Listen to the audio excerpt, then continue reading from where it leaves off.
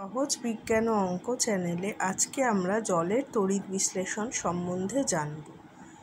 জলের সংকেত H2O।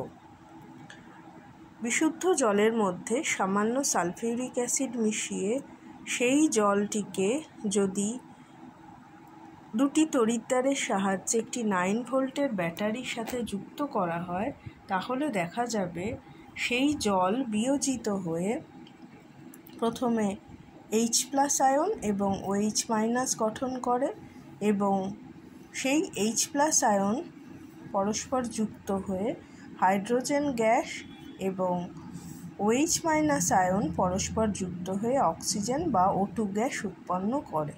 সেটি একটি সহজ পরীক্ষার সাহায্যে আজকে আমরা দেখব। এটি ক্লাস 10-এর সিলেবাসে আছে। এছাড়া ক্লাস 8-এর এবং 7-এর সিলেবাসেও এই পরীক্ষাটির উল্লেখ আছে। এখানে দেখা যাচ্ছে একটা পাত্রের মধ্যে জল নেওয়া হয়েছে ও তার মধ্যে 10-12 ফোঁটা সালফিউরিক অ্যাসিড মেশানো হয়েছে। এবার দুটো তড়িৎদ্বার, এখানে আমি গ্রাফাইট তড়িৎদ্বার দুটো নিয়ে সেগুলোকে একটি 9 ভোল্টের ব্যাটারির সাহায্যে যুক্ত করা হলো।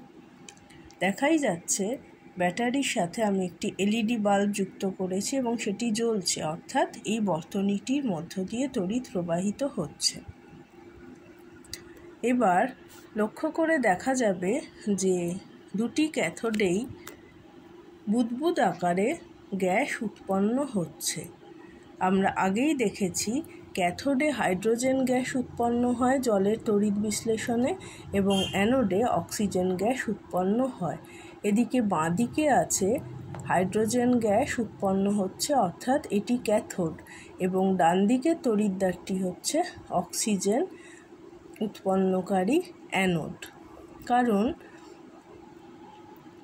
বিক্রিয়ার সাহায্যে প্রমাণ করা যায় যে ক্যাথোডে ও অ্যানোডে উৎপন্ন হাইড্রোজেন ও অক্সিজেন গ্যাসের আয়তনের অনুপাত 2:1। দেখাই যাচ্ছে বাঁদিকের ক্যাথোডে বেশি পরিমাণ গ্যাস উৎপন্ন হচ্ছে এবং এটি ব্যাটারির নেগেটিভ প্রান্তের সাথে যুক্ত আছে, তাই এটি হলো ক্যাথোড। তাই ক্যাথোডে উৎপন্ন হচ্ছে জলের তড়িৎ বিশ্লেষণে হাইড্রোজেন গ্যাস এবং অ্যানোডে উৎপন্ন হচ্ছে অক্সিজেন গ্যাস। এই হলো জলের তড়িৎ বিশ্লেষণ এবং তৎসংক্রান্ত সমীকরণ। ভিডিওটি ভালো লাগলে অবশ্যই শেয়ার করবেন এবং লাইক করে আমার চ্যানেলটিকে সাবস্ক্রাইব করবেন। নমস্কার।